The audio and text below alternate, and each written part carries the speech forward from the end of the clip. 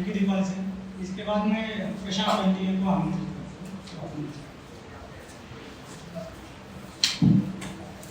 बहुत टाइम हुआ है और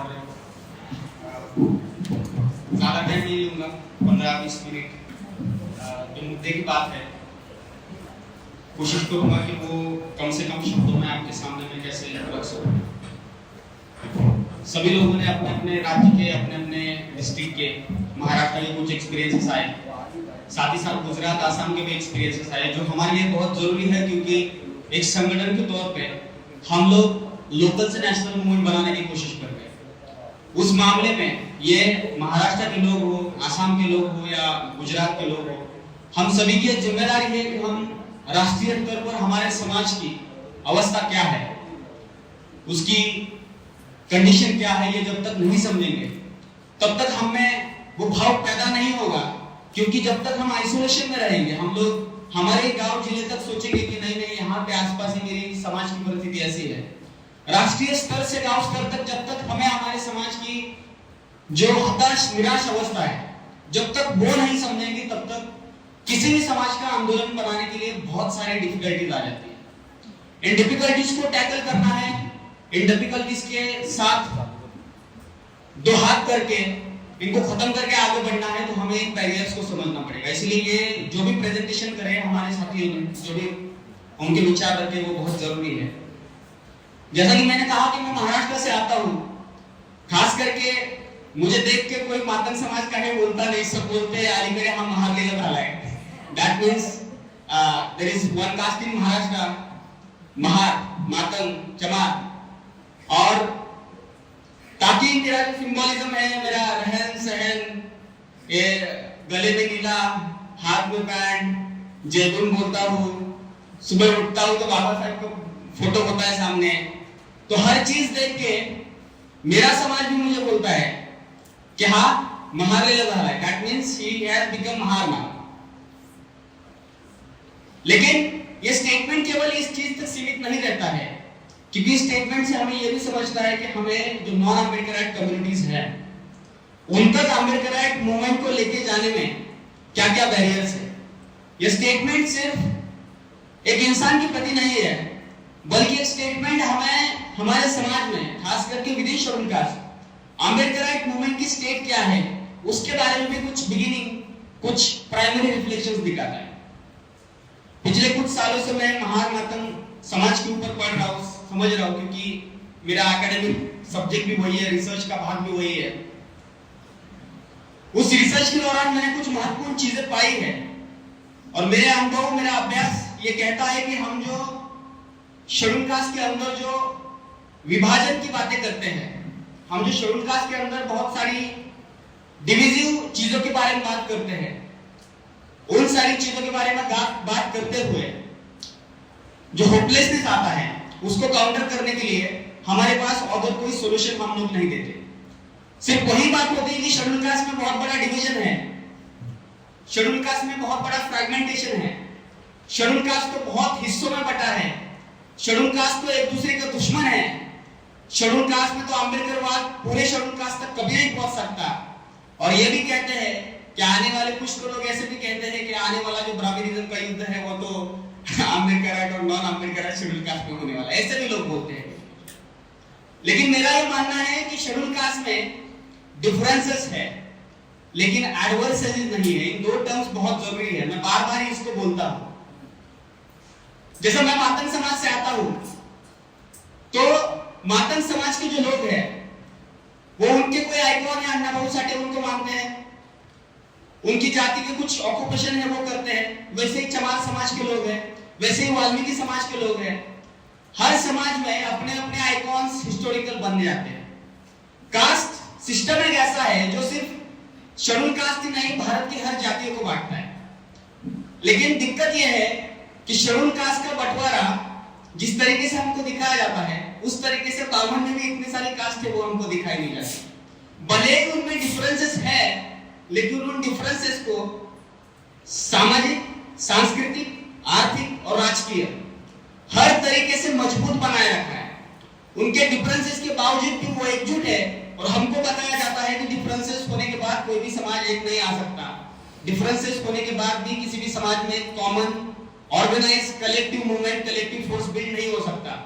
यह बहुत बड़ी झूठी धारणा है जो हमें बार बार फैलाई जाती है, खास करके एक ऐसे समाज में जिस समाज को आंदोलन के सिवाय और कुछ चारा भी नहीं है, जिस समाज के पास जमीनें नहीं है, जिस समाज के साथ बड़े आर्थिक रिसोर्सेज नहीं है, जिस समाज में बहुत बड़ा पढ़ा लिखा वर्ग भी नहीं निर्माण हुआ है, साथ ही साथ जिस समाज का राष्ट्रीय अंतरराष्ट्रीय लेवल पे कोई रिप्रेजेंटेशन नहीं है, ना पॉलिटिकल रिप्रेजेंटेशन है और ना ही कोई कल्चरल होमोजेनिटी है। जिस कल्चरल होमोजेनिटी माने कि हमारे समाज में आज भी हमारा कोई सांस्कृतिक खुद का वर्चस्व नहीं है उतना बड़ा।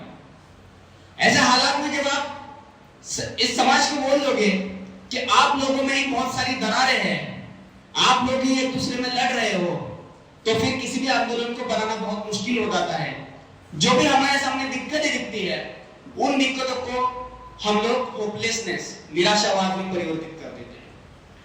हम यही चाहते हैं कि हमारी समाज इस निराशावाद की परे जाए, हमारी समाज इस आंदोलन को थोड़ा और बेहतर तरीके से समझे कि हमको जो भी ये ब्राह्मणवादी मीडिया पाठ पढ़ाती है वो पाठ हमारे लिए सबसे ज्यादा घातक है। मैं इसलिए बोल रहा हूं कि हमें फर्क जरूर है, लेकिन फर्क डिफरेंसेस किस समाज में नहीं है।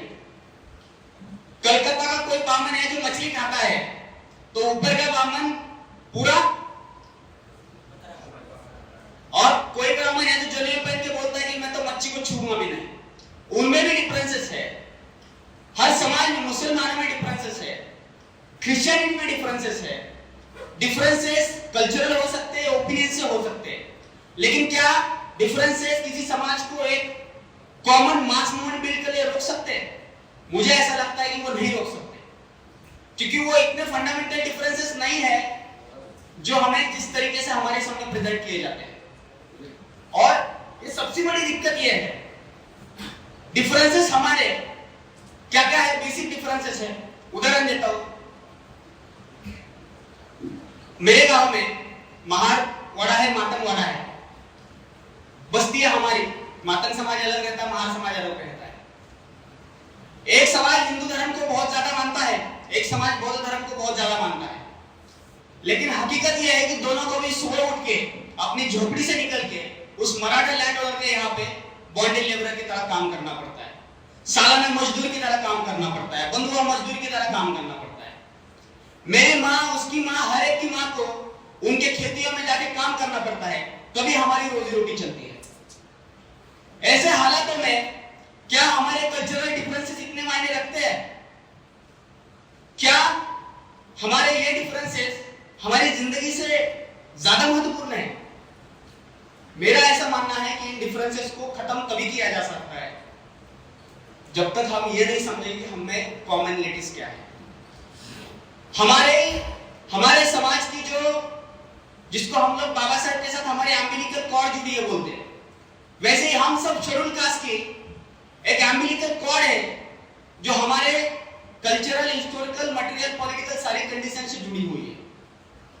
सिर्फ कल्चरल डिफरेंसेस को एक्सप्लॉइट करके राइट विंग या फिर हमारे जो एडवर्सरीज है वो यही चाहते हैं कि हमें वो बंटवारा हो जाए। और इसके लिए जैसे राहुल बाबू और हम सब लोग बार बार बोल रहे हैं कि जो आंदोलन में ऐसा प्रचार हुआ है कि cultural movement is supreme only, और उसी तरह अब सिर्फ शेड्यूल कास्ट में अम्बेडकराइट कम्युनिटी नहीं बल्कि जो नॉन अम्बेडकराइट कम्युनिटी है उनको भी राइट विंग अपने अपने सिंबल, अपने अपने कल्चर्स, अपने अपने कलर्स, अपने अपने स्लोगन्स दे रहा है। कोई फर्क नहीं बचा है दादा। दोनों कम्युनिटीज को कल्चरल, ब्लाइंड कल्चरल सेलिब्रेशन में रोक के रखना, उनको उनके जीवन के हर रोज के मसलों तक न पहुंचने देना, यही टूल बन गया है राइट विंग का। और इस डिस्कोर्स को पिछले कई सालों से खतपानी जिसको बोलते हैं हम लोग, वाटरिंग किया जा रहा है। इनके जो इंटेलेक्चुअल्स है, एकेडमिशियंस है, वो यहाँ पे लिखेंगे कल्चरल कैसे, सब्जेक्टिव एक्सपीरियंस कैसे जरूरी है, फिर लिखेंगे कि मटेरियल कंडीशन से ज्यादा कल्चर कैसे इंपॉर्टेंट है। मैं जानता हूं कि वो जरूरी है, उसका एक महत्व है। कल्चर हमारी अस्मिता है, कल्चर हमारी डिग्निटी के लिए बहुत जरूरी है। कल्चर हमें एक स्वाभिमानी स्टेट है हमारे अंदर, वो निर्माण करता है।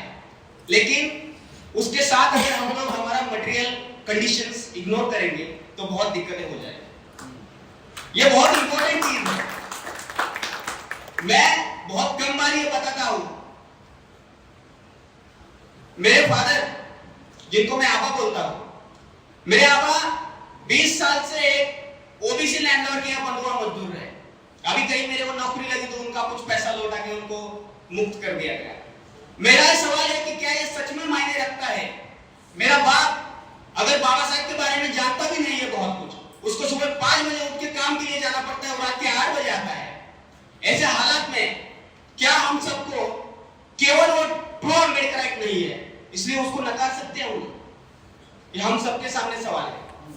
The idea of true Ambedkar act जो है, ट्रू कैसे कोई बन सकेगा? प्योरिटी कैसे आएगी? कहां से?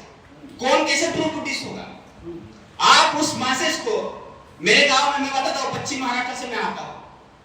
आप मेरे गांव में महार और पातक समाज की परिस्थिति देखोगे, दोनों भी अलामाई के पास जाते हैं। उनकी दोनों की कंडीशन ऐसी है, लेकिन फिर भी एक समाज के पास कुछ ना कुछ ना हो, लेकिन बाबा साहेब है, वो उनको मानते हैं, हर साल उनकी जयंती बड़े धूमधाम से मनाते हैं, उनके लिए कृतज्ञ हैं। ऐसे हालात में क्या आप उस समाज को बोलोगे कि तुम साले प्योर अम्बेडकर राइट नहीं हो? इसके ऊपर बहुत सारे अपर कास्ट ने रिसर्च पेपर लिखे हैं, आप पढ़ोगे। ये काम हमारा नहीं है, ये अपर कास्ट के रिसर्चर्स का, स्कॉलर्स का काम है कि उन्होंने हर टाइम कन्वर्जन टू बुद्धिज्म कैसे फेल हुआ है, ये सारी चीजों के ऊपर बहुत सारा लिटरेचर प्रोड्यूस किया है। मैं मानता हूं कि वो ऐसा मास, सुमित सामोस यहाँ पे है, उन्होंने आर्टिकल लिखा था रिसेंटली, बर्डन ऑफ रेडिकलिटी। आप उस मास से, क्योंकि रेडिकल होना भी, इंटेलेक्चुअल होना भी, जिसको क्या बोलते हैं कि रैशनल होना भी एक प्रिविलेज है। पिछले 10 साल से मैं फिर भी खुद को लकी मानता हूं उस मामले में कि मुझे बामसेफ जैसे संगठन का साथ मिला। 15 साल की उम्र में ही मुझे पहली बार बाबा साहब से इंट्रोडक्शन हुआ। तब तक बाबा साहब मेरे लिए थे कुछ तो, मुझे लगता था कि हाँ, ये नीले कोट वाला इंसान है, इसने मेरे लिए कुछ किया है। लेकिन जब तक मेरे साथ रेगुलर एंगेजमेंट नहीं हुआ संगठन का, तब तक मेरे विचारों में, मेरे आचरण में और मेरे समाज के देखने के नजरिए में परिवर्तन नहीं आया। मैं ये क्यों बोल रहा हूं? क्योंकि मेरी हर रोज की, अगर मुझे पढ़ना भी, और मैं ये पता भी इसलिए रहा हूं क्योंकि महाराष्ट्र के आप शेड्यूल कास्ट देखोगे तो उसमें कम से कम 70% लोग आज भी गांव में रहते हैं। उन गांव में रहते हुए सबसे बड़ी दिक्कत ये है कि उसमें से 50-60% लोग मजदूरी करते हैं। उनको हर रोज किसी ओबीसी अपर कास्ट लैंडलॉर्ड के यहाँ काम करने के लिए जाना पड़ता है। वो सुबह उठता है, उसकी जिंदगी का मसला सिर्फ उसका पेट भरना है हर रोज का। ऐसे हालात में उस बच्चे से, उस लड़के से, उस माँ से, उसके बाप से आप कैसे एक्सपेक्ट कर सकते हो कि वो बाबा साहेब को बहुत ही रैशनली एनालाइज करे? ये बर्डन है। और ये बर्डन अगर हम लोग हमारे उन मासेस के ऊपर डालेंगे तो बहुत बड़ी समस्या निर्माण होगी। क्या आप सच बताइए, वो 5 बजे उठने वाला मजदूर रात के 8 बजे वापस आता है, क्या उसके पास इतना समय है सच में कि वो बाबा साहब के इतने बड़े वॉल्यूम्स पढ़े, किताबें पढ़े, वो समझे, डिस्कशंस करे, सोचे कि मूवमेंट की दशा दिशा क्या होनी चाहिए? ये जिम्मेदारी हमारी है। अगर हम इस जिम्मेदारी को सही से निभाते हैं तो हमको उस मास पर वो बर्डन डालने की जरूरत नहीं है। वो मास अपने रोज के मसलों को, अपनी जिंदगी के हर रोज के जो इंपॉर्टेंट मसले हैं, जीने मरने के मसले हैं, उसके बावजूद भी बाबा साहब के प्रति कृतज्ञ है। मैं सच में ये मानता हूं कि आप दीक्षा भूमि क्षेत्र में जाके देखिए, सबसे बड़ा मास कौन होता है? गांव से लोग टिकट के लिए भी पैसे नहीं होते, फिर भी वहां तक पहुंच जाते हैं। तो आप कैसे बोल सकते हैं कि वो मास नेशनल नहीं है? आप कैसे बोल सकते हो कि वो मास मूवमेंट नहीं चला सकता? सवाल सिर्फ ये है कि किसी भी मूवमेंट के लिए institution, structures, regular engagement of leaders और साथ ही साथ आज के युग में, हर समय में, कंटेम्पररी टाइम्स में महत्वपूर्ण एजेंडा जरूरी होते हैं। वो एजेंडा तो वो मास वहां पे बैठ के नहीं बना सकता क्योंकि उसकी जिंदगी उसको अलाउ नहीं कर सकती। मुझे आज भी याद है, मैं 10वीं में था तो सुबह का आधा दिन, मतलब जैसे शाम को स्कूल के आने के बाद एक मंडप डेकोरेटर होता था, मराठा था वो, उसके यहाँ पे मेरे को काम के लिए जाना होता था। रात के 11 बजे तक वापस आता था मैं, फिर सुबह उठ के स्कूल जाना है। कभी 12th की बात थी। ये बताने की जरूरत इसलिए पड़ रही है क्योंकि ये सिर्फ मेरी हालत नहीं है, आज भी गांव कस्बों में, झुग्गियों में, झोपड़ियों में हमारे जो लोग हैं उनकी अवस्था आज भी ऐसी है। ऐसे हालातों में ये हमारी आपकी जिम्मेदारी है, हमारे पास वो लेजर टाइम है, क्योंकि हमारी आज की बेसिक जो लाइफ है वो हमको अलाउ करती है कि हम बैठे और मूवमेंट के बारे में सोचें। अगर हम लोग मूवमेंट के बारे में सोचते हैं तो हम उस मास का जो एंगर है, उस मास का जो फोर्स है, उनमें जो होपलेसनेस आता है कभी कभी, उस होपलेसनेस को डायरेक्शन दे सकते हैं, उसको हम लोग और रेडिकली आगे लेके जा सकते हैं। तो ये हमारी जिम्मेदारी है। इसलिए मैं मानता हूं कि जितने भी विदेश शेड्यूल कास्ट, जितने भी स्मॉल डिफरेंसेस है, उस डिफरेंसेस को आज हमारे एडवर्टाइज बहुत तेजी से एक्सप्लॉइट करने की कोशिश कर रहे हैं। फॉर एग्जांपल एक लार्जर डिफरेंस ये है कि जो भी अमेरिकन कम्युनिटीज है, अमेरिकन कम्युनिटी जब बात करता हूं तो I am also part of, even if I come from मातन कम्युनिटी, बट मेरे पास बाबा साहेब मिले, जिनको बाबा साहेब मिले वो एजुकेशनली आगे गए हैं, ये मेरा मानना है, क्योंकि वो मूवमेंट के साथ जुड़े, उनमें एक कॉन्फिडेंस आया, इंफिनिटी कॉम्प्लेक्स हिट डाउन हुआ, उनको एक दिशा मिली और उनको पता भी चला कि आने वाले समय में मूवमेंट ही हमारा कुछ कर सकता है।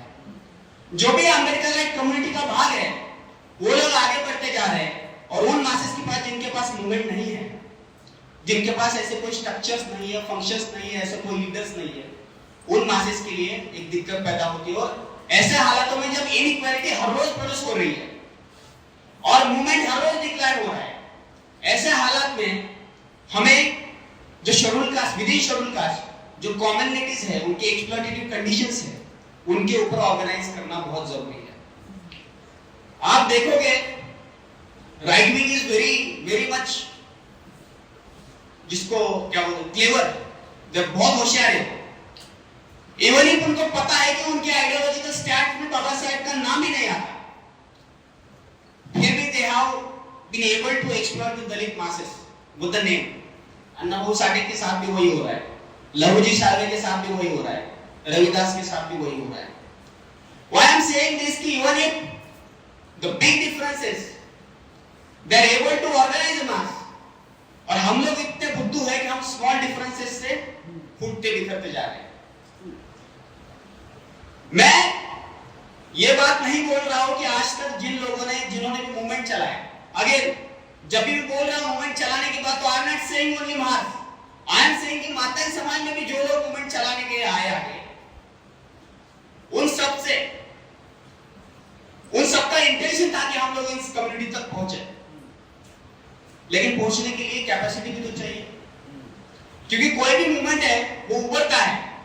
आप देखिए आरएसएस जो है, राइट विंग जो है, वो इतनी तेजी से इसलिए उभरा है क्योंकि वो ऑलरेडी कल्चरली यूनाइटेड थे, politically already they had power, economically they were strong communities, और उनको पता चला कि आने वाले समय में बहुत सारी अपॉर्चुनिटीज है, इंडिपेंडेंस मिल रहा है, तो दे ऑर्गेनाइज वेरी एग्रेसिवली। लेकिन इवन इफ हमने ठाना, समता सैनिक दल जैसे संगठन तो बहुत पहले बने थे उनसे, इवन इफ हमने ठाना भी, इनसे दिखता है हमारा इंटेंशन था कि हम लोग ऑर्गेनाइज हो, बड़े पैमाने पर ऑर्गेनाइज हो, लेकिन हम हो नहीं पाए। उसमें एक लार्जर रीजन मुझे ऐसा लगता है कि एज अ संगठन, एज अ मूवमेंट जब आप ग्रो करते हैं तो कभी कभी कैपेसिटी की लिमिटेशन भी आती है।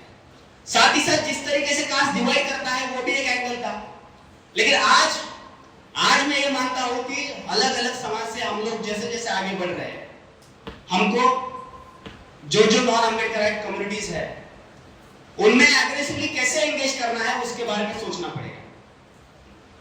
मैं ये नहीं कह रहा हूं कि मेरे पास सारे सॉल्यूशंस हैं, मैं ये कह रहा हूं कि आप आंख बंद के सोचिए, आंख बंद करके सोचिए, पिछला टाइम ऐसा कौन सा था कि आपने बैठ के ये स्ट्रैटेजी बनाई है कि अगले 5 सालों में मातम को मैं अम्बेडकरवाद ये करने के लिए क्या करना चाहिए। पिछला टाइम ऐसा कभी था कि आप बैठे हो, आप बोले हो कि वाल्मीकि समाज में कैसे स्ट्रैटेजिकली एंगेज करना है अगले टाइम। मुझे लगता है कि बहुत कम लोग हो गए ऐसे जिन्होंने स्ट्रैटेजी प्लान बनाया और उसके ऊपर कुछ रेगुलर एंगेजमेंट किया। ये क्यों बता रहा हूं, क्योंकि हमारा जो एडवर्सरीज है, राइट विंग्स है, उन लोगों ने पिछले कुछ साल पहले ये सोचा था और उन्होंने काम करना शुरू किया। आज आप देखोगे मातंग समाज में एलएसएस नाम का संगठन है, लघुजी शक्ति सेना. Why I am referring this is RSS to LSS. ये जो LSS नाम का संगठन है, ये संगठन बहुत ही एग्रेसिवली मातंग समाज में एंगेज कर रहा है. धीरे धीरे हो सकता है चमार समाज में एंगेजमेंट करने के लिए भी और संगठन आए, और वो उन आइकॉन्स को यूज करके, एक्सप्लॉइट करके, अगर इवन ही आइडियोलॉजिकली अपोजिट होके भी अगर ऑर्गेनाइज कर सकते हैं, ये तो हमारे महामानव है, हम क्यों नहीं कर सकते? That is very important. दो तीन चीजें मुझे इसमें बैरियर दिखती है. सबसे पहला है, बहुत सारे लोगों ने इसके ऊपर पहले बोला है, गीजा जैसे लोग हैं उन्होंने काम भी किया है.